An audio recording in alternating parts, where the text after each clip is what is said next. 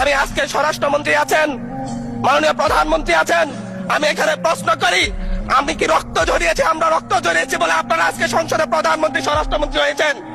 স্বরাষ্ট্রমন্ত্রী আইনের ব্যাখ্যা না দিয়ে আইনমন্ত্রী আইনের ব্যাখ্যা দিবেন। স্বরাষ্ট্রমন্ত্রী এসবে মনোযোগ দেওয়া দরকার, স্বরাষ্ট্রমন্ত্রী মনোযোগ দেওয়া দরকার। সারা দেশে কোথায় কোথায় সন্ত্রাসীরা রয়েছে সেই সকল সন্ত্রাসীদের তালিকা করে তাদেরকে বিচারের ব্যবস্থা করা দরকার। স্বরাষ্ট্রমন্ত্রীর উচিত মাননীয় সদস্য নেতাকর্মীরা হত্যার শিকার হয়েছে তাদের বিচারের ব্যবস্থা করা দরকার। মাননীয় স্পিকার, আমরা বলেছি নতুন বাংলাদেশ দিব, আমরা নতুন বাংলাদেশ আবার প্রতারণার রাজনীতি দেখতে চাই না, প্রবঞ্চনার রাজনীতি দেখতে চাই না। যেই গণভোটের পক্ষে আমাদের মাননীয় প্রধানমন্ত্রী প্রচারণা চালিয়েছেন, যে আদেশের পক্ষে মাননীয় সরকার দলীয় সংসদ সদস্যরা প্রচারণা।